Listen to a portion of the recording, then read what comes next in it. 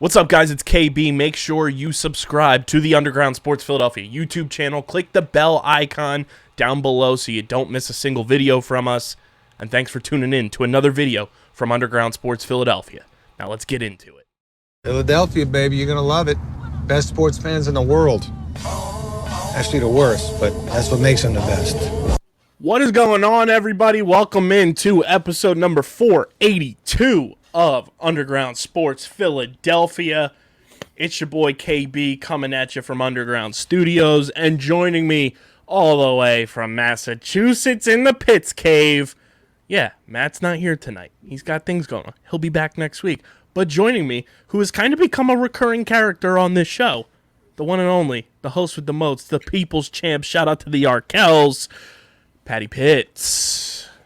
What's poppin', KB? Glad to be back. It's been a fun week in the NFL, to say the least. Not if you're an Eagles fan, but my fantasy teams won all this week. That's why I won in fantasy for the first time in God knows how long. Take a guess what my fantasy record is. 2-6. No, 2-8.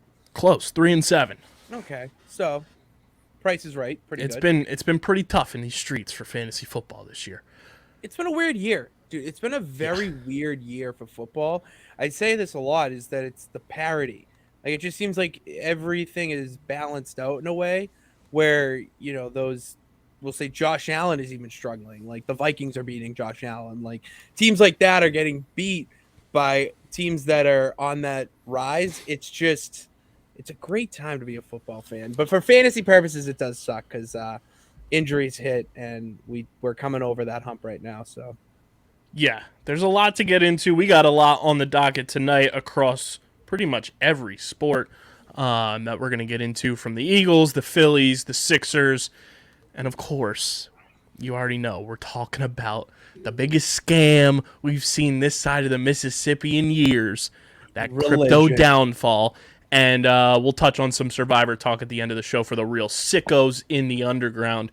But before we get started, make sure you guys are following us on the socials at Underground PHI on Twitter and Instagram. Pitts, I don't know if you saw the final results of our giveaway we did with Josh Reynolds and Duani.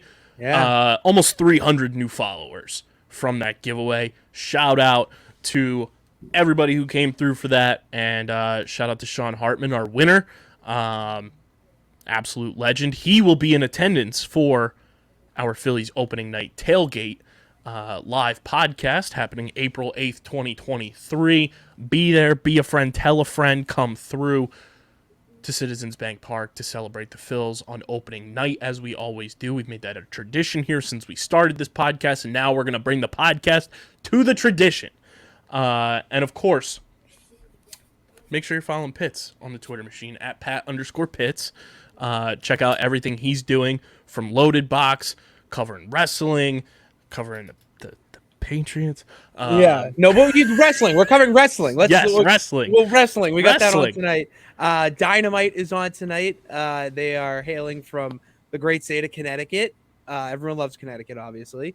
And we got a big pay-per-view this Saturday. The MJF hopefully will be winning his first AEW title.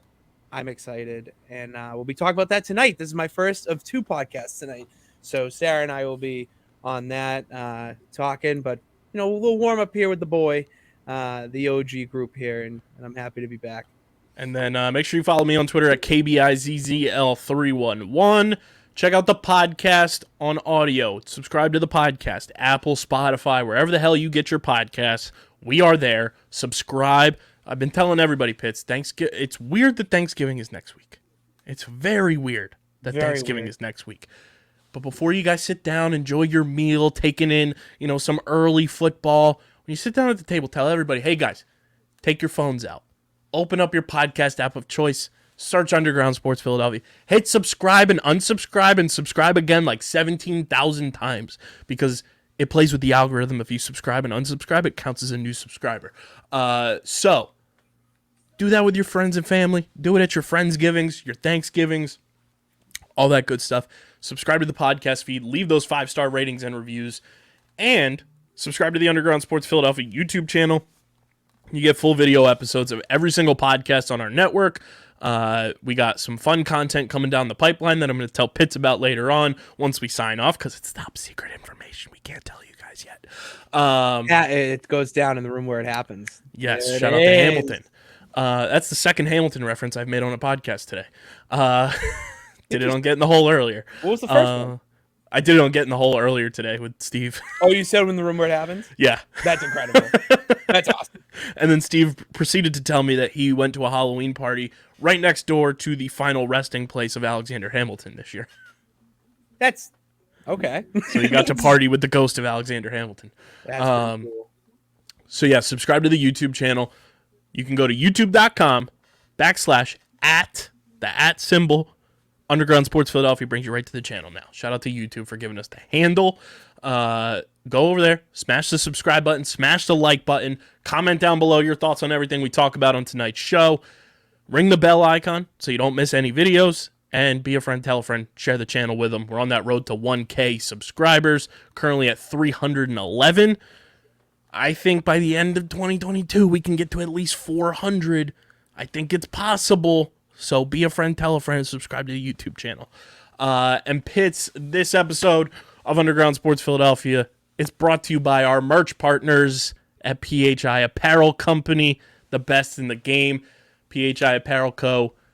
provides the best quality merch for the great fans of Philly and Underground Sports Philadelphia. Our merch should be up by the end of this week, our podcast logos, so go check that out. Black Friday and Cyber Monday are right around the corner.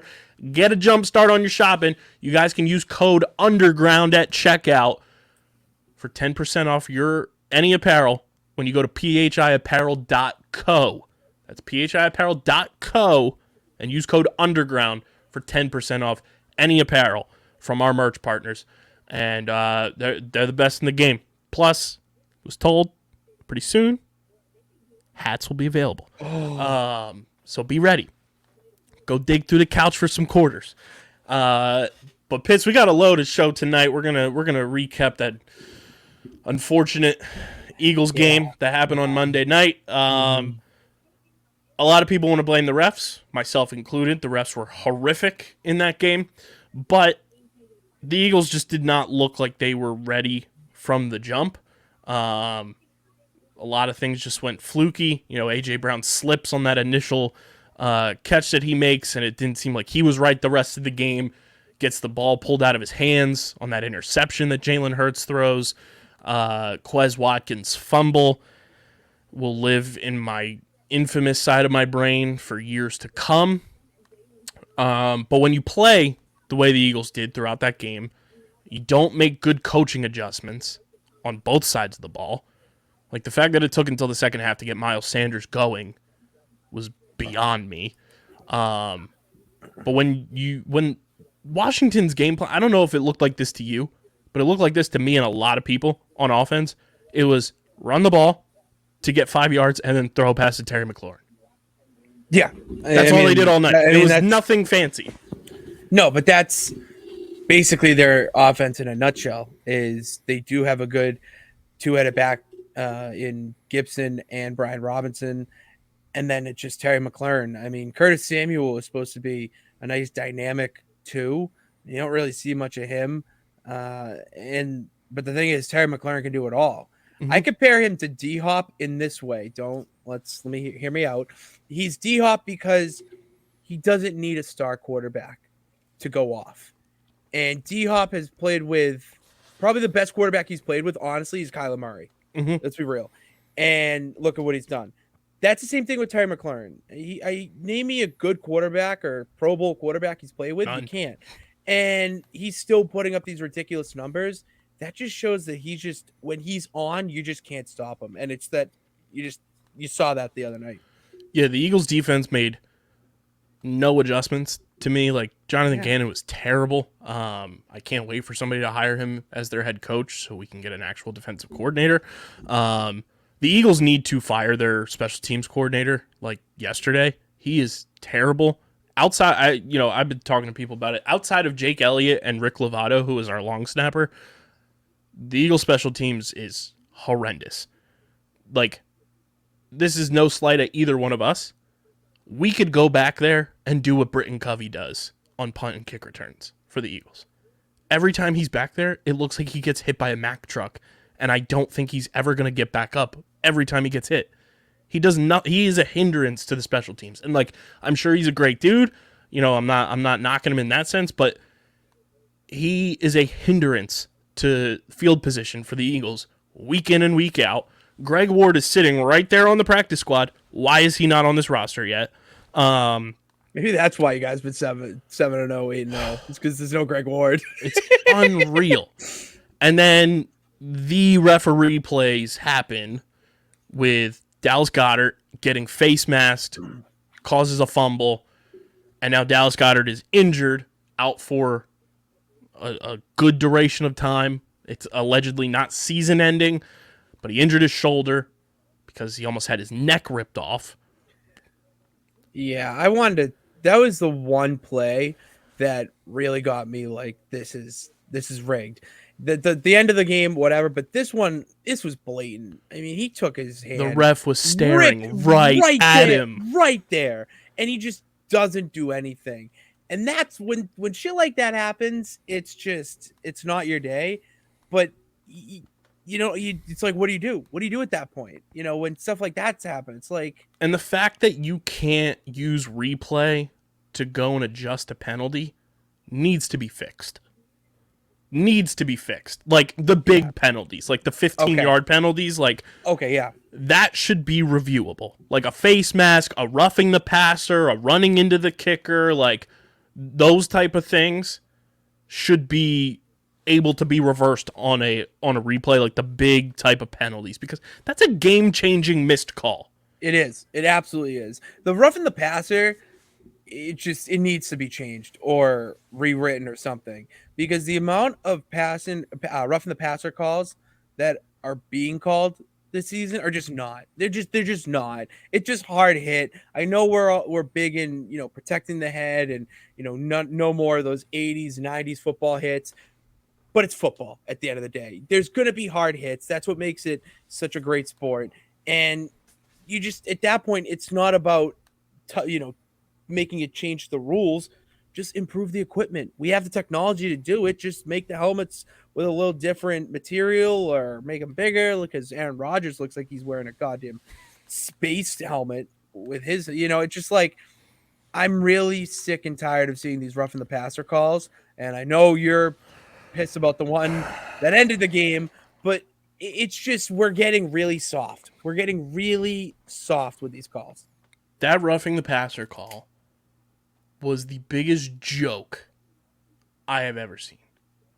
Yeah, that was terrible. You could make the argument that's what Quez Watkins was doing when he was down. He got back up and then he got roughed. What's the difference?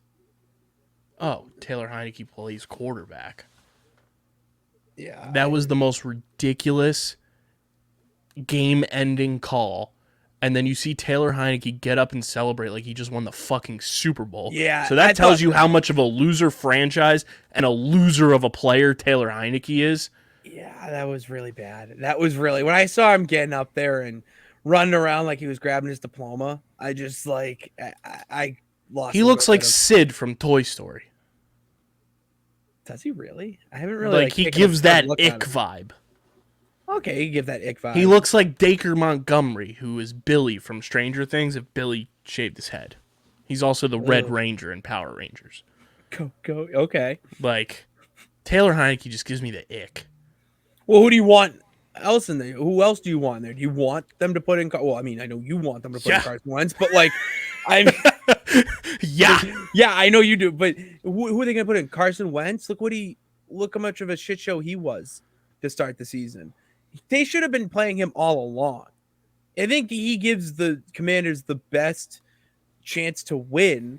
But yeah, he's just after that game, it was like when Josh McDaniels was throwing those fist bumps after beating Belichick in his first game as a Bronco. It was like, dude, you're just 6-0, and then after that, he went on the worst coaching skid in history. Like, and you still can't is. It's still, yeah, he really still is. Hope he comes back. But it's just, yeah, you can't be doing that. And the fact that it was even called is just absolutely banana land. And the craziest part is, and I've been talking to a bunch of people about this, and I tweeted it. The craziest part about that whole game is those refs will receive zero repercussion for what they did. They will get zero punishment. Like, if you or I performed poorly at our jobs, any of our jobs, we would be suspended, fined, fired, or all of the above. Those refs will get a nice little happy-go-lucky, like, chop it up, laughing, like, hey, be better. Like, I personally witnessed referees fuck up a game at the high school level. We know a thing or two. And those refs were relieved of their duties. They are done. They will receive more punishment for what they did in a lesser situation, in a lesser scale of football than what the refs did on Monday night. And that's pathetic. Yeah, it was a very poorly officiated game. And it's, I hate saying, well, the game came down to the refs and whatnot, but those two calls are just, they're game-changing. They're game-changing. 100%. And, I saw somebody say, how the MLB ump scorecard Twitter account exists? Oh, it's the best. We need one of those for NFL refs. I'm shocked there isn't one already. Right. To be honest with you. We need that 100%. And now Dallas Goedert is injured, which is brutal for this offense because he's had a fantastic season. He's a big part of this offense. He's arguably a top 5 tight end in the NFL this season. That's tough. Like, it just makes the loss hurt that much more. It makes that play that much more, like, unbearable. Mm-hmm. And now you have to fill in a void for one of your top playmakers for an extended amount of time. Who is the next tight end up? Jack Stoll is the backup. He caught one pass on Monday night, but he's typically the blocking tight end. There are 2 guys that I think are eligible to come off of injured reserve this coming week that could see potential playing time. Tyree Jackson being one of them. He played against the Bucks in the wild card round towards ACL, so that's why he's been out. Former quarterback turned tight end, so it's just not ideal. It's not ideal to lose a top 5 position player when the Eagles are on this run they're on, and the Buffalo Bills fumbling the bag against the Vikings. The Giants continue to win. Like, you have some teams now that are breathing on your neck a little bit, and you got to take care of business now against the Colts. The Eagles signed Linval Joseph today. If you don't know who he is, I want you to jump in the time machine. I don't know what year, but I want you to jump in the time machine to one of the times the Eagles played the Vikings. I want to say over the past 5 years. It might have been 2018. Linval ran back a touchdown on a fumble to the end zone, and the big man was struggling to breathe a little bit because he is a big boy. Put the breathing mask on and had sunglasses on the sidelines. That is Linval Joseph, everybody. Most recently played with the Chargers. He's 34 years old. Jordan Davis is obviously out until that Tennessee game, more than likely. So this is kind of, I think, above average Band-Aid that I would call it, to kind of fill that void, because the Eagles' run defense has been horrific this year. Mm-hmm. And you need somebody to plug that gap that, running backs have been able to take advantage of, and it doesn't get easier this week when you play against Jonathan Taylor and the Indianapolis Colts. And then the following week you have Aaron Jones and A.J. Dillon, and then the following week you have Derrick Henry. So you need to figure some things out in stopping the run. Hopefully Linval Joseph is up to the task, and I like the sign. I think he's a little more than okay to be a rotational defensive tackle. We'll see how he plays next to Fletcher Cox and Javon Hargrave. Well, I mean, to be honest, you have those 2 guys. You don't have to put in, as much work as if he was leading the defense. He's a good run stuffer too, and I think he'll complement them well until he gets back. It's a nice short-term replacement, is a good way to put it. It's a nice short-term. 100%. So I'm cool with that. I think you have a good opportunity this week to kind of bounce back against the Colts with Jeff Saturday at the helm. Yeah, dude. What I need your thoughts on this because I think mine are gonna spin your head. So the process here's my full thoughts. The process in which Jeff Saturday was awarded this job is poor. Like beyond poor. Like should never really happen type of situation. Yeah. Do I want to see him succeed? Absolutely. Like I want to see Jeff Saturday have success. I think, he's a leader. He proved that during his playing time with the Colts and the Packers. So you don't want to wish ill will on the guy because of the situation. Now, is it pretty shitty that, in the past he's been offered assistant coaching jobs on this Colts staff and he's turned them down because he wanted to spend more time with his family, this, that, and the third? Yes. Should it have been given to maybe the interim role been given to one of the two former head coaches on that Colts coaching staff, whether it's Gus Bradley or John Fox? Yes. If you wanted to ignite a fire in the fan base and have them not quit on the team, do you give the interim coaching role to Reggie Wayne? Yes. The process was very, very poor, but Jeff Saturday, I'm not wishing ill will on his interim coaching career. See, here's my thinking with what Irsay's doing is the Frank Reich experiment was terrible. It had its ups. The potential was there, but it was missing something, and it just. I also think the Frank Reich experiment was puppeteered from the top. Okay, I don't think Frank Reich had a lot of say in what he was able to do. Once Carson Wentz got to Indy, I should say, because that's Frank's guy. Yeah, put his trust in him to be the guy for the organization. Then shit went awry, and Jim Irsay's brain just said, "I'm not doing that anymore, brother." Yeah, and then I think I also think Chris Ballard being the GM for as long as he has in Indy is not great for them. How many opportunities do you get to try to find a franchise quarterback post Andrew Luck and then just continue? You want to talk about a Band-Aid? That's been the Colts since Andrew Luck retired. Oh my God, dude. They are going to see it's old quarterback after injured quarterback after reclamation project after Sam Ehlinger. And to be honest, Sam Ehlinger was. I feel terrible for Sam Ehlinger. I feel off for him because what a shitty situation. It's so shitty because I feel like he actually has a chance to be the guy there and could do something if they just put some belief in him.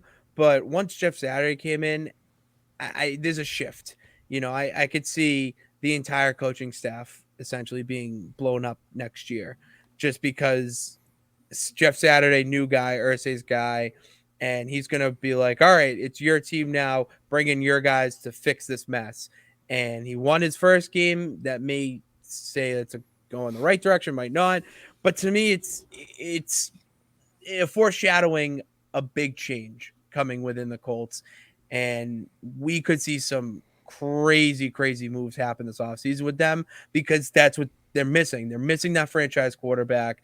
They don't have, I would say, a leader in that locker room. It's on the offensive side, at least. And that's what you're missing. That's what you're missing to be that successful playoff contender. Yeah, and I'm happy the Eagles have the Colts next up on their schedule. Yeah. Oh, could be a trap game. Well, that's what this week was. Washington was a trap game. You had an extended mini bye coming off a win against the Texans. I think the Eagles will bounce back in a big way, and they're not going to let that Washington game hinder them too much longer. I also loved A.J. Brown's comment after the game. He was like, "Thank God this 17-0 shit is over." Yeah, that's another thing that I feel like it's a weight. It's a weight on the players that they have to keep this up. It's good to lose. It sounds weird to say, but it's okay to lose. And if you're going on that Super Bowl run, it's better to lose now than in the divisional or conference championship. So get that loss out of your system and then just focus on winning football games. 100%. I mean, you got to bounce back, and that's what the Eagles are up for. And I'm sure after that game, everybody went to kenwoodbeer.com. Our friends at Kenwood Beer, they are on board with our Phillies opening night tailgate. Shout out to Kenwood Beer. They're the official beer of Underground Sports Philadelphia. You guys can go to kenwoodbeer.com. Use the all-new and improved Kenny tracker to see who's got Kenwood Beer on tap in the Philadelphia area. You got to be 21 or older to do so. And, of course, please drink responsibly. And I'm sure a lot of people were drinking responsibly, Pitts, when the news came out today that Bryce Harper is set for surgery to repair his elbow, the UCL injury in there. We don't know if it'll be Tommy John surgery yet or not. But Dave Dombrowski today, meeting with the media, he, Rob Thompson, and Sam Fuld, the GM, Harper was examined by El Atrachi on Monday, and an MRI was confirmed that surgery would be needed to repair the tear in his UCL. It's going to happen on the 23rd of November, and the exact nature of the surgery is not determined until they get a real time to, look inside at it. But Bryce Harper is expected to miss at least the first month of 2023. Not ideal, but it could be worse, obviously. And, this was obviously prolonged because of the Phillies' immaculate run to the World Series. But, I mean, I'd rather Bryce get this fixed ASAP and, figure it out. He's obviously going to miss the World Baseball Classic now, which is fine because hopefully we'll still have two Phillies playing for Team USA with JT Realmuto and Trey Turner. Hashtag Trey Watch. Fingers crossed. But I mean, I was going to ask you about how it's been a week and a half since the loss. You holding up? How we doing?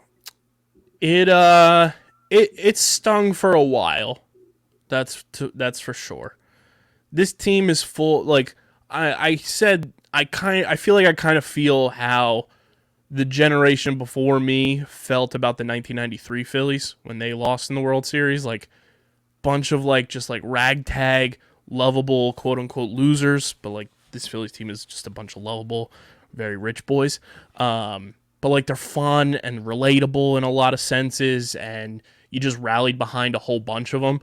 And it's a team I'll remember for the rest of my life. They are. The 2007 to 2011 Phillies was my childhood. That's core, teenage memories. I experienced my first championship of my life, 15th birthday. I'll remember that team forever. But this being almost 15 years later, kind of core early adult memories. I'll remember the 2020, like I said, pennants fly forever, and in Citizens Bank Park, there's going to be a blue 2022 pennant flying out in center field for as long as Citizens Bank Park is a stadium. So I'm fine. It sucks. I miss the Phillies. Everybody's been posting, 1 month ago today, this incredible play against the Braves happened. It's fuck, yeah. I miss this team. Yeah.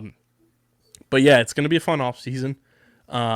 Hopefully Bryce's surgery goes well. Not too fun. All right. Let's not go there. Let's not take. Okay. We have our own issues up in Boston with two people. We need to get back in-house, extend, re-sign, and you can have Dombrowski do whatever else on. But if you take our two, don't do it, because the Red Sox are also making a nice push next year, hopefully. Dave Dombrowski says the Phillies will, quote, push the needle in order to improve this winter.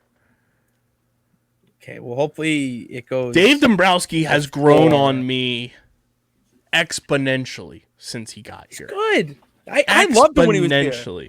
He did a lot of great things for the Red Sox. He's a great mind in the front office, and he knows talent, and that's exactly what Philly needs right now.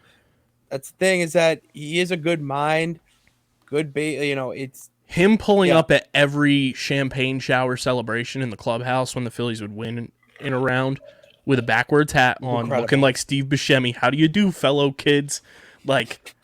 I love Dave. Dave Dombrowski is a fucking icon.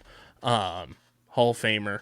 and I'm just happy he's here and he's fixed the Phillies and is going to continue to fix them. And hopefully Bryce's elbow gets fixed. And It's only the first month. That's the thing. Yeah. Like how, just to put in perspective, how bad was the first month of 2022 for the Phillies? pretty fucking bad. Your manager did not make it to the World Series. No, he didn't make it past the second month of the season. He didn't. So, just because he misses a month, just fill him in. I think it'll be all right. Yeah, I think we'll be okay. And I mean, looking at the Phillies schedule for the first month of the season, just a way too early look, I'll give you the teams that the Phillies will be playing in the month of April 2023 to kind of see who Bryce will be missing out on, unfortunately. But 2023 looks like this for the Phils. First game is March 30th against the Texas Rangers. So we have first 3 against the Rangers, and then 3 on the road against the Yankees. And then we come home for 3 against the Reds and the Marlins.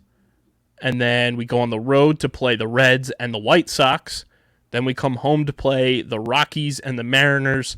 And then we get a World Series rematch in Houston to round out the month of April. So it's a bummer that he's going to miss that Houston series. But Yeah, that's the only series I would say is a bummer. Maybe the Yankees won too, just because yeah, you always it's on the wanna beat road. It's New Yankee. York. Yeah.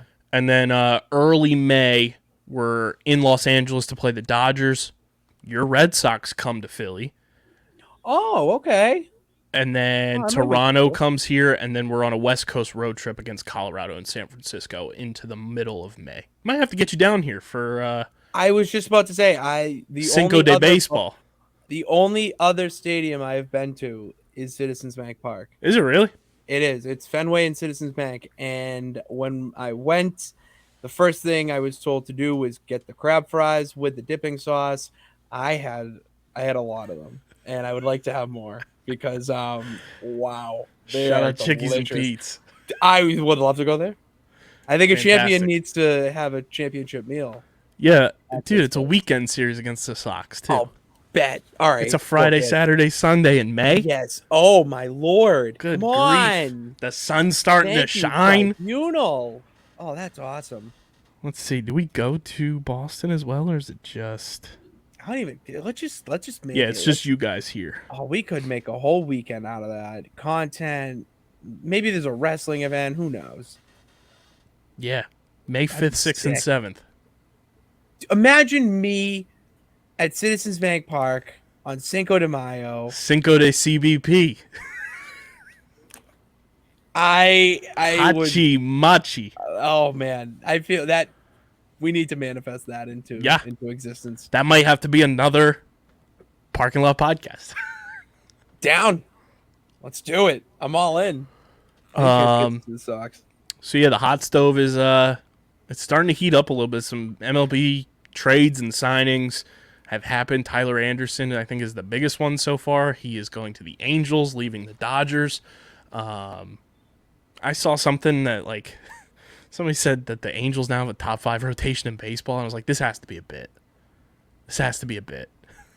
I mean, okay, the Angels have 2 Babe Ruths on their team and still suck. Like that's just the most nonsensical thing about the Angels is you have Like- Shohei Ohtani and Mike Trout, literally 2 of the greatest baseball players who will ever play the game, and the Angels can't make it out of the 3rd spot in their own division. Like At Tyran711, he's a minor league writer for Prospects Live.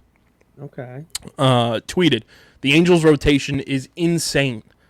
Shohei Ohtani, Tyler Anderson, Reed Detmers, Jose Suarez, Patrick Sandoval. On paper, it's easily a top 5 rotation. Can't wait to see how they manage to squander it. And all of the comments were, yeah, maybe top 5 in the AL West. that's a good one. That's. I mean, probably he's Like, probably I right. know I'm a pure sicko, and I know the top 3. I know of Reed Detmers. The other 2 guys, who are they? Yeah, It's like dude, the kid. I Wait don't. a minute. Who are you? That's when you were saying that, in my mind, I'm like, am I supposed to know these names? Am I supposed to know these? Are these No. really good players? Yeah, okay, good. I'm Never glad. heard of them. Okay, good. If you haven't, I definitely haven't. So that makes Makes me feel good. Unreal. Also, a lot of people on this train, I wanted to get your thoughts since, you've seen him pitch against your Red Sox in the American League a ton. Do you think the Phillies should sign Justin Verlander? He's got the Dave Dombrowski connection. Dave interrupted his World Series press conference this year. I love Verlander. I have been a fan of Justin Verlander from his Tigers days. Yeah, I loved him with the Tigers. I've been 50-50 on him with the Astros. Yeah, it's once you get associated with the Astros, I feel like you get... Unless your name is Hector Neris, then we still love you. I don't even know who that is. Former Phillies there you go. reliever. That makes sense. Okay. But only Astro that I was remotely okay with winning, because now Hector, who we have defended notoriously on this podcast, has a World Series ring. I'm a big fan of Verlander. He still has it. He pitched well in the World Series. And, I mean, it's a name. It's just someone to add to that rotation. Probably be our third starter, too. That's his lucky number. Do we see that commercial? Like, he does everything in threes, baby. Wheeler, Nola, Verlander. Oh, that's filthy. Ranger Suarez. And then, me personally, I'm bringing Noah Syndergaard back. Absolutely. He was phenomenal for the Phillies this year. Yeah, phenomenal. For the type of pitcher he is now, he was great. He loved it here. At least it seemed that way. And I just love having the success on my side of former Mets players. Well, yeah, obviously that's just a cherry on top. Did he let me rephrase this. Did he turn into a pitcher that was, we'll say, throwing more curves than fastballs? He's a pitcher now instead of a thrower. He was a thrower when he was, coming in New York in like 2014, 2015 in the World Series for the Mets. He was just throwing gas, 102 and just hoping that people would swing and miss. He's learned how to pitch now, and he's so good. Like, he's a prototypical perfect number 4 or 5 starter, depending on the type of team you are. That's all you want. That's what you want from your number 4 guy. Speaking of Justin Verlander, he just won the AL Cy Young. Breaking news.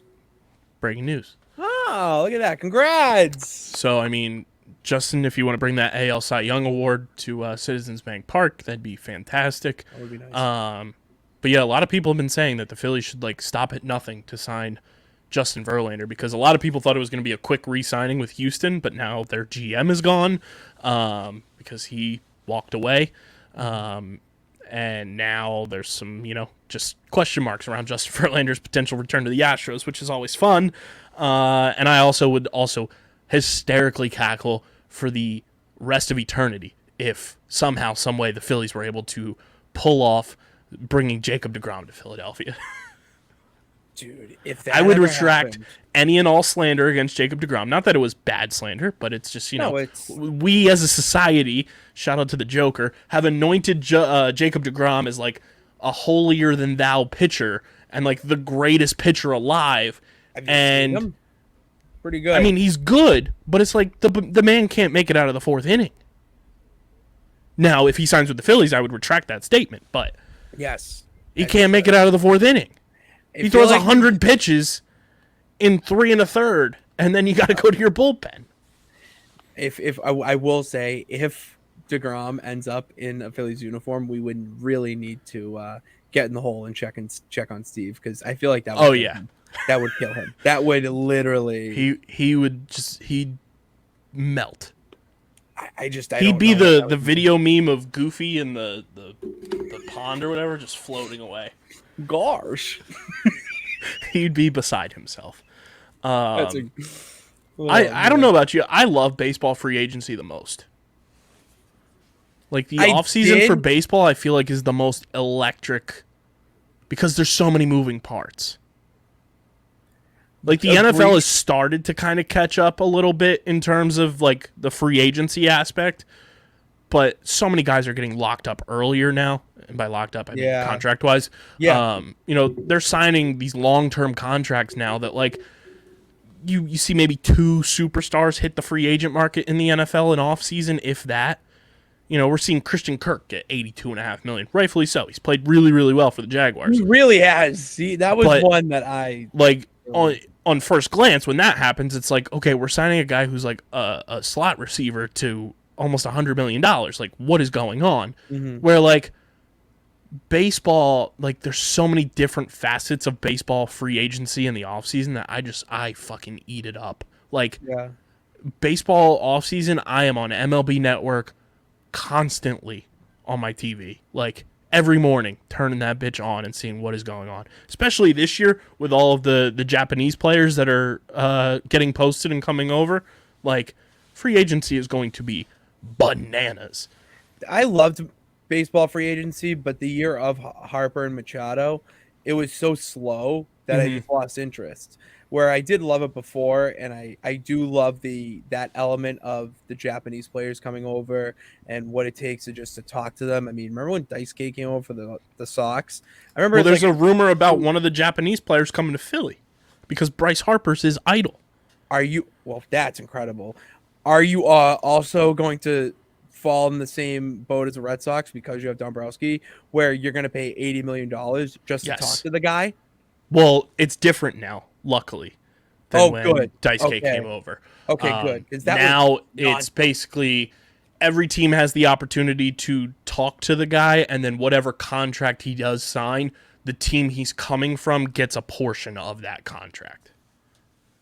Oh, okay. If I'm remembering correctly. I know that's part of it, but now it's not as like crazy in terms of like a silent auction essentially to talk to a Japanese player to come and play for your team, which is nice. Yeah, that was the biggest pet peeve I had with the Daisuke sign. Because I think there's like 3 guys this year coming from Japan that are like superstar level guys, and one of them wants to come play for the Phillies. 29-year-old outfielder. I mean, if his idol is Bryce Harper, I mean, there's a picture on his Instagram celebrating the season he had this year in a Bryce Harper jersey, and his cat is in a Bryce Harper jersey. Dude, we're dressing up pets. I think that's just... He's a fan. Every other team needs to just cut their losses and go for the other 2. Call it a day.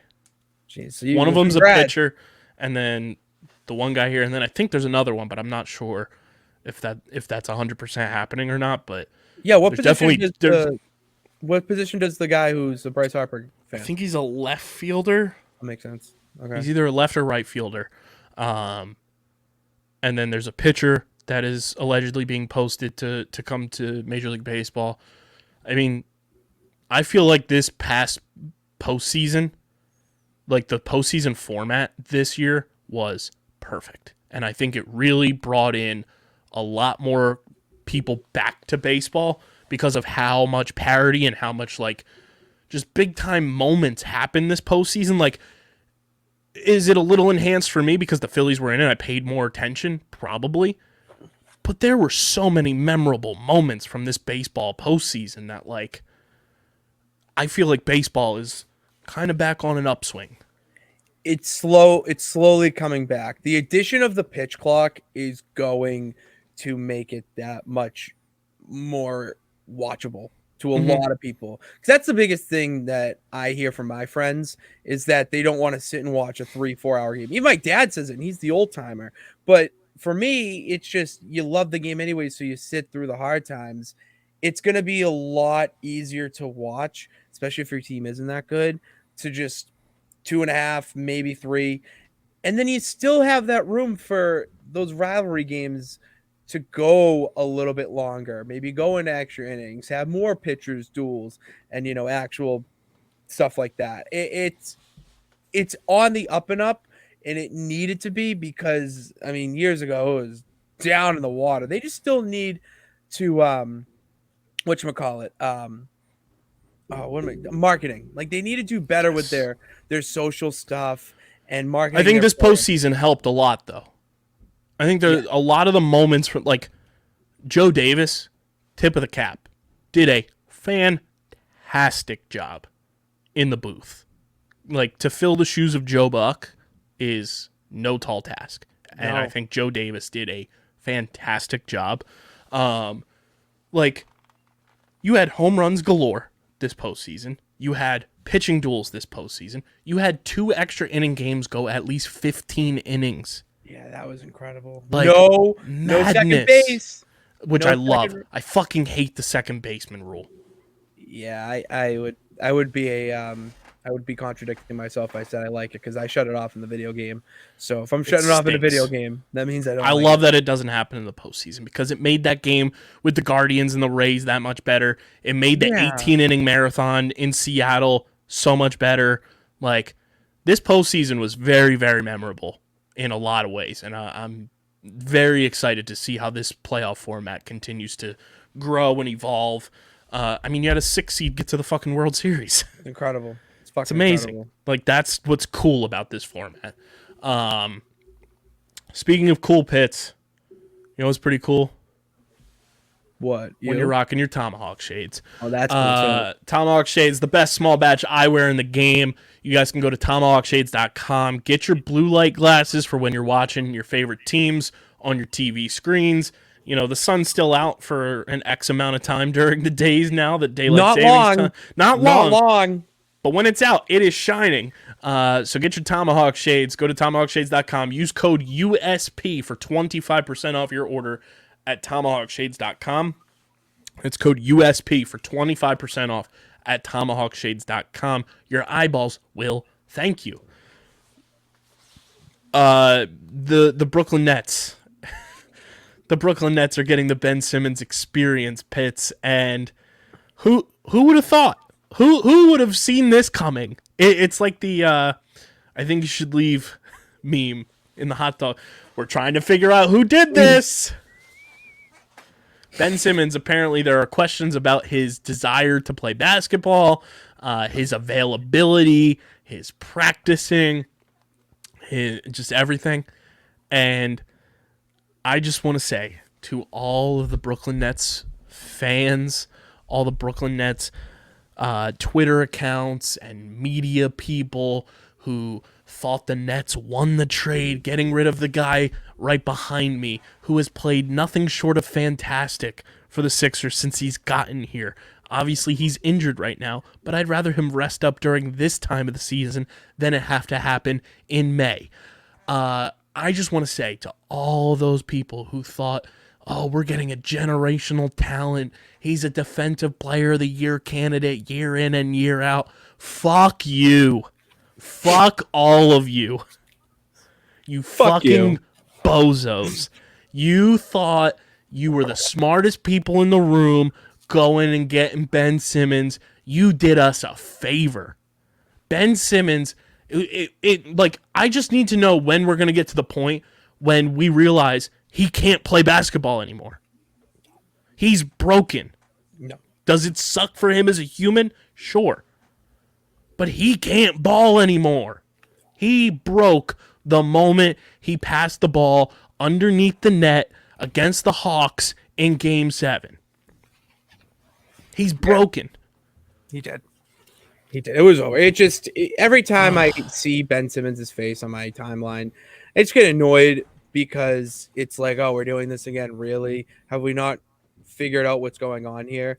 It's okay if he doesn't want to play again. It's okay if he had a mental lapse or a little bit of a breakdown and has to step away. That happens in life. But it's the leading on the entire team and just playing this whole charade that just annoys the fuck out of me. Like, I'm just so sick of hearing about Ben Simmons and the Nets because it's the thing. I didn't hate the Nets before all this went down. And you're not only like, you're just doing a disservice for yourself because you know this guy's not going to play. You know what he's really capable of on the floor, which is really nothing. He's not adding anything to your team. And he hasn't played, I would say, good basketball ever in years. Yeah. It has been since like 2018, early 2019. It's so annoying. It's just, I'm over it. And I just. Do you want to hear a funny stat? I know you love stats. Things. I love it. Ben Simmons this season has scored 41 points for the Brooklyn Nets. The other night, Joel Embiid scored 59 points in one game. That's tough, Ben. Tough scene. That's so tough. And I we wonder- try to refrain from talking about Ben Simmons on this podcast anymore because he's out of our hands. We don't have to worry about him anymore. But it's just it's very Carson Wentz-esque. It's very he's Carson Wentz-esque. absolutely the basketball equivalent of Carson Wentz. Are you kidding me? It's just so funny watching the meltdown again. And I can't get enough of it. It's like the car crash that you just can't keep watching. I know. I just you hate the people who slow down and try to watch it, but then you end up being that guy too. And that's how I feel. It's just anytime I can get a little bit of Ben Simmons news, I'm like, get out of my face. But what's going on? What's going on here? And it just gets even more ridiculous. It's crazy. Also, still want to get rid of Doc Rivers, by the way, if you want to take him back. That'd be great. I do know that we might need a head coach.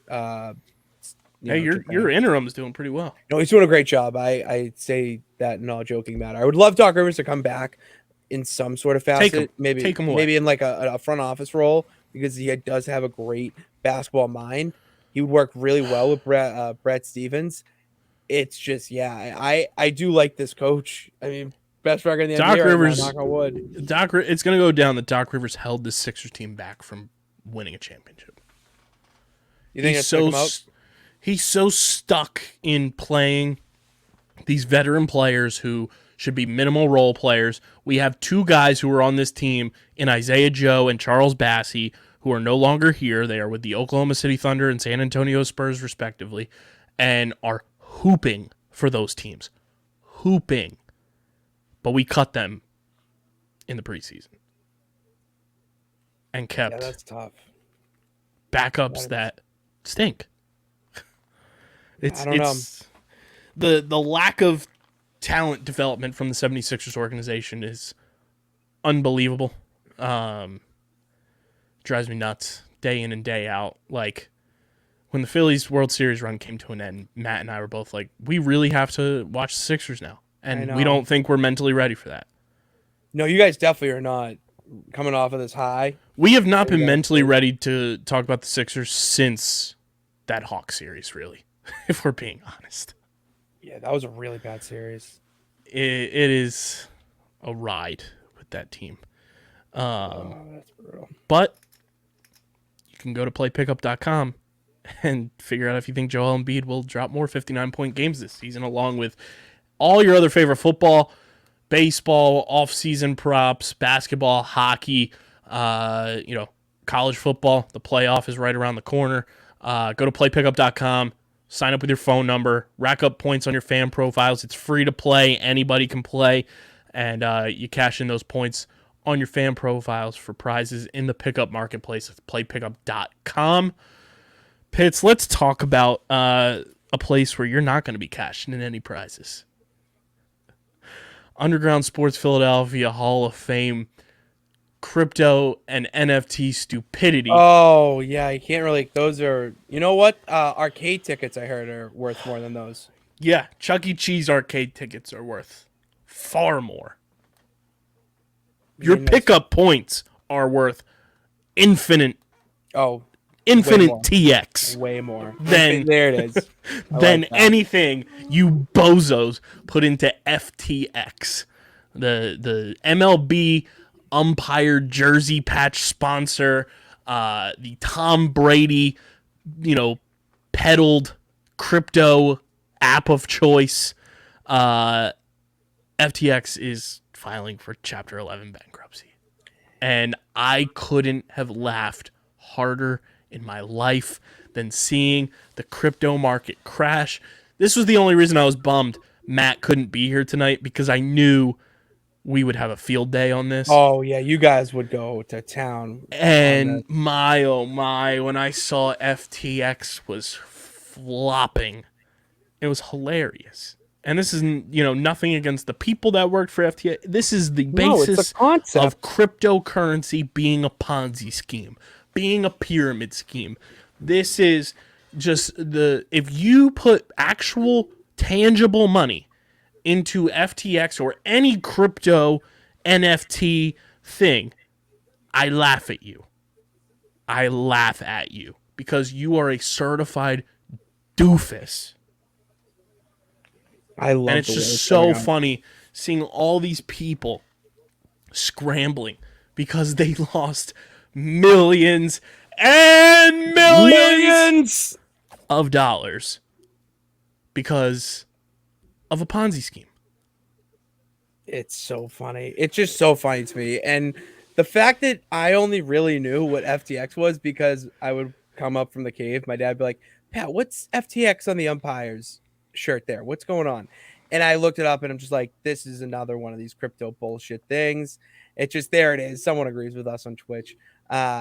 It's ridiculous. Like, I was reading a story today that one of the reasons why that it went down was that apparently all 10 employees were just having relationships with one another and it was just getting really bad and they just weren't. But it was just very weird and just reminded me of a movie I would watch on like a Friday night. Like, it's one of those stories where they go up so high, they're in politics and they're schmoozing it up with everyone in DC, and then that turning point in the movie comes in where they lose it all, and then they have to figure themselves out, and there's a nice character reveal, and that's what we're going to see from SFB, whatever's FTX.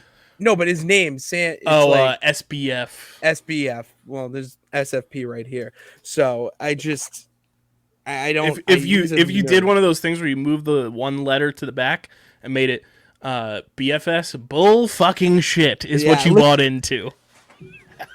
That's what their coin should have been.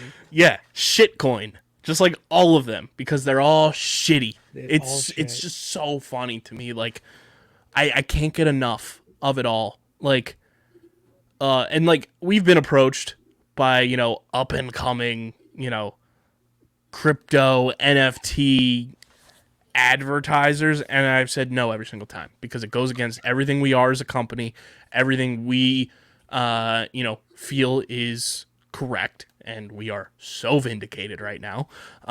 Feels good. Feels good. Feels real good being on this side. For sure. It feels good to be poor sometimes. You know what? It feels good to be poor. How do you rich boys feel being poor? Welcome to the other side. I feel great. It's like Thanos. Balance. It really it's balanced. Oh God. It's just so funny. It's so funny to me seeing all these people running around like their heads got cut off and they're just like scrambling because they've lost millions upon millions of dollars. It'd be me. It's so funny. It's so funny. I can't wait to... And did you see now, because they filed for Chapter 11, the Miami Heat Arena does not have a sponsorship anymore? Did you see who's trying to get back in? $10 million. Bang Bros. $10 million. Well, did you see what they want to call it too? No, I didn't see what they because want to call it was the FTX Arena, and I forget what it was before then, but they want to call it the Bang Bros Center.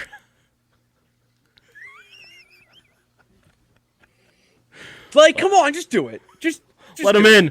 Just let it. Just do it. Shia LaBeouf, just do it. This world is already just filled with shenanigans and just stupidity. Why not just do it? Okay, you're getting $10 million to do it. You're gonna name it just the Bang Bros Center. Yes, it's hilarious. That's probably gonna get people to go there. And so what if? And it's South Beach. It wouldn't. See, that's the thing. It wouldn't work here in Philly or Boston or wherever. A real sports town. A real state. It works in Florida. Okay. Yeah. That's all I'm gonna. It works in Florida. So just steer to the skid. Oh my god. I say all the time, just steer to the skid. See what happens. Rest in piss, FTX. Good grief. Which one's gonna be next? I hope it's Coinbase for that fucking Super Bowl commercial they gave us with the QR code. Yeah, I'm over this. I think I had downloaded Coinbase because I thought it was more than a crypto thing, and then when it was like asking me for all these questions, I'm like, this is a lot right now. I'm not. You're not getting my routing number. No. I don't trust you. You're just a screen. That's just basically what it is. And I would like to see them all go down. It's so funny. It's so funny. For the real sickos, obviously Matt and I always talk about Survivor. Buffs and Snuffs on Twitter at Buffs and Snuffs. It's brought to you by our friends over at Trophy Smack. upgrade your fantasy smack talk. You see Pitts with the belts. You can go get your own at trophysmack.com/underground. Your fantasy leagues have been around for quite some time. You were probably doing them on paper at one point if you're old and withered like myself, having done manual fantasy football before. And your trophy's probably old and withered as well. You can go to trophysmack.com/underground and upgrade your fantasy smack talk. They've got trophies. They've got belts. They've got rings. They've got last place trophies. trophysmack.com/underground. Shout out to the homies over at Trophy Smack doing the damn thing. Pitt's Survivor is crazy this season. It's the most difficult to read season we've had since Survivor has come back from the COVID layoff, and for season 41, 42, and now 43. I don't have a read on who could potentially win. Like, usually at this point, Matt and I have an idea of like who's in the lead in terms of taking care of business and everything. Right now, we have no clue. But Survivor did announce this week. We do have a little bit of an update, if you will. Survivor Season 44 premieres Wednesday, March 1st. Right around the corner. Right around the corner, we'll have Survivor Season 44 again, leading us right into, the light at the end of the tunnel of the dark ages of the winter. And coming right out of February, we'll have Survivor March 1st for Season 44. Man, it's wild that it's been on that long. One of the longest running TV shows of all time. Yeah, I put Survivor in the same category as like Monday Night Raw, where it's just a staple to have on cable television.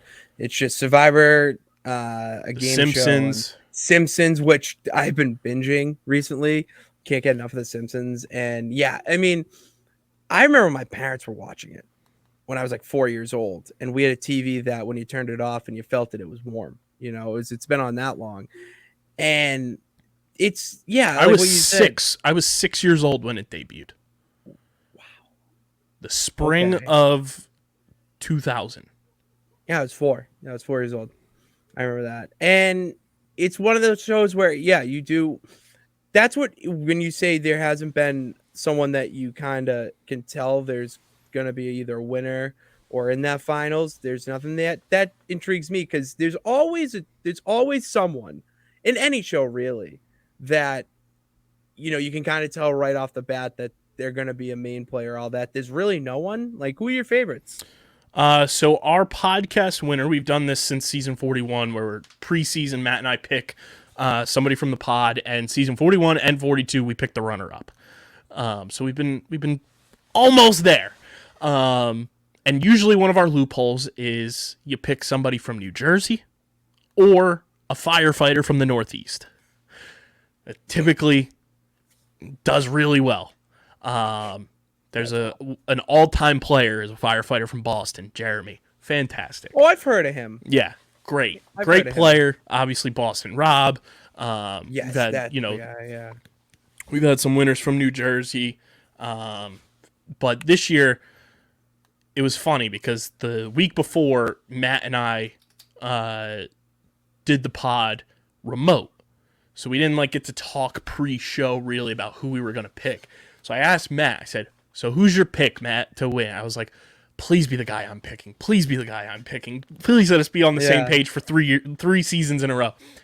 And we were on the same page. That's huge. So we picked James. He's from Philly. He's an event planner. A lot of Philly participants this season, too. I think there's 3 people from the Philadelphia area, which is a lot for the first time in a while, where they pick that many people from one space. James is still in it. He's still rocking strong, doing the damn thing. He's part of the bigger alliance, which is great. We'll see what happens with him tonight. And, the rest, we got our first member of the jury last week in Janine. And unfortunately, in my fantasy survivor league that I'm in, I had Janine. So now I don't get to accrue as many points as I would if she was still in the game. But I do get jury points from her, which is nice. So she'll be making jury appearances for the rest of the season. So I'll get jury appearance points for her. But yeah, James is our guy. trying to get James on the podcast once the season ends because he's from Philly. We'd Oh, love yeah. to have him on. But yeah, Survivor's unreal. It's one of those shows, like, it feels like sports. It's one of those like appointment viewing shows if you're into it. So yeah, Survivor at Buffs and Snuffs. We'll see what goes down tonight. Yeah, there's Fantasy Survivor, Pitts. I did not know that. When you said to me, I thought you just did this with like Matt and your family, but like there's legit. Yeah, it's me, Matt, my sister, a bunch of my sister's friends, and some of her friends' parents. Oh, that's awesome. All play in a league, and you draft, and you get 2 castaways on your team for the entire season. You pick a winner, and then you go from there, and you get points That's for awesome. different things throughout each Yeah. episode and all that kind of stuff. So That's really cool. you can get your Fantasy Survivor trophies. TrophySmack.com/underground. Yeah, I think we need a little bit of an upgrade with this. Yeah, well, we also need to talk to Trophy Smack, and I was talking to Steve about this earlier when we recorded Get in the Hole. We have come up with an official Get in the Hole circuit award, if you will.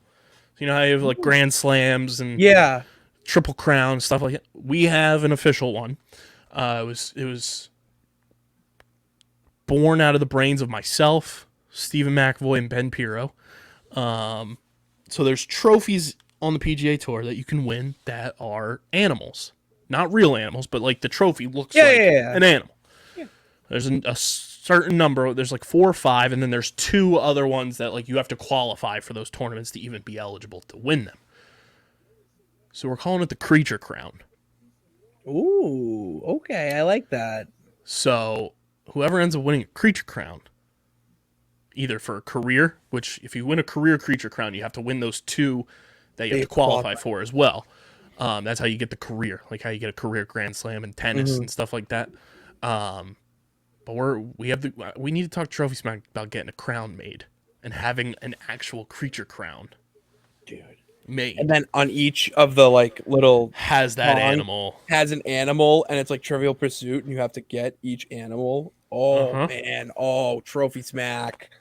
We're smacking you in the face with some brilliancy right now. Bring us out to the warehouse, Trophy Smack. Oh, We got an idea. Like, Pick my brain. Okay. I feel like it would be so sick. it would be. No, that's brilliant. I love that. So yeah, the Creature Crown. We're gonna have Creature Crown merch at phiapparel.co. So yeah, the Creature Crown is alive, and it is well. Don't have somebody winning the season Creature Crown yet, but you had 2 tournaments with animal trophies that have been won. We've got one coming up soon, which is part of the career Creature Crown, the Zozo World Championship, Tiger Woods event, and the trophy is a tiger with the paw on the globe. That. Yeah. So yeah, check out all the podcasts we got going on. We got big things going on across the board. Getting the whole Top Bins World Cup is here. It is. World Cup. Let us know. Insane World Cup coverage. The boys will be recording tomorrow night. They'll be live on Twitter, Facebook, at FC Top Bins, the World Cup preview episode. And they're going to be doing a whole bunch of World Cup stuff. We're working on some live streams for games. World Cup coverage is going to go absolutely bonkos. And I'm excited for those boys to have this moment to cover the World Cup again. Because funny enough, the last time Top Bins was like in full circulation before we brought it back was a World Cup year. So we had the World Cup to kick things off with Top Bins. Now it's fun that it's back with the World Cup. And I'm excited for the World Cup. Like I think I love that's the like World Cup. it's an electric time. And we're going to be bringing some of the best goddamn World Cup coverage at FC Top Bins. So go subscribe to that podcast. Streamer Season, the 3rd podcast on the network to eclipse 100 episodes. We got big things going on over there. Go check that. We did a little logo refresh as well. What were your thoughts on the logo refresh? I like it. I like it. It's new. Cleaned it up a bit. It is cleaner. I do like the circle element of it. It goes right in with the Twitter. And it's just cleaner. I don't know. It's more aesthetically pleasing to the eye. I'll give you that. We got NLL right around the corner with OTB. We got the information on the championship series for the PLL in February. So OTB is cooking. We got some big things in the works at OTB as well. That if we can pull that off, hachi machi. How's everything with the loaded box pits? Fantasy season in full swing. Loaded box is good. We did have to take an unexpected 2-week hiatus with family stuff coming in. Obviously, shit happens. But we're back. OC and I are, really doing new things. We've been talking about how we can improve the show, maybe going in on different things and maybe making this not just a prop, but something you actually win. So there's some big things coming over with us, and it's only getting started, man. It's only getting started. Big things coming. Check out all the podcasts on our network. Go follow us on the socials at Underground PHI on Twitter, Instagram, Facebook.com/Underground Sports PHI. Follow Pitts on Twitter at Pat_Pitts. Follow me at KBIZZL311. Subscribe to the podcast feed, Apple Podcasts, Spotify, wherever the hell you get your podcasts. Leave those 5-star ratings and reviews. It really goes a long way to help more people find the show. Helps us continue to grow, makes it look good for advertisers, so we can turn this into our actual careers. That's our whole big step, is we want Underground to be our career. So if you want to help us accomplish that, subscribe to the podcast feed and subscribe to the Underground Sports Philadelphia YouTube channel. YouTube.com/@Underground Sports Philadelphia. Subscribe, smash that like button, ring the bell icon, comment down below your thoughts on everything Pitts and I discussed tonight. And, of course, ring the bell icon so you don't miss any videos. Subscribe. We're at 311 subscribers last I checked. I'll do a live check right now. Still 311. So 311. We need 1,000 for that first milestone. Amber is the color of your energy. I don't know why that was, but good reference. If you know, you know. But subscribe to the YouTube channel. Be a friend, tell a friend. And shout out to our sponsors who make this show happen. Main Auto LLC, Ducharme's Pro Foot, unfortunately shut down, so they are no longer with us, Pitts, but they were a great sponsor for 4+ years. But Main Auto LLC, Security 21 Security Systems, Paul J. Gillespie Incorporated, the Dental Wellness Center of Vineland, and of course, Tomahawk Shades, Kenwood Beer, Pickup, and Trophy Smack. All of their info is linked in the show notes on audio and in the description on YouTube. And check out our merch partners, PHI Apparel Company, phiapparel.co, and use code Underground for 10% off your order of any apparel from our merch partners at PHI Apparel Company. This has been episode number 482 of Underground Sports Philadelphia. For Pat Pitts, I'm KB. Matt will be back next week. But until then, we're getting the heck out of here, and we are signing off. Peace!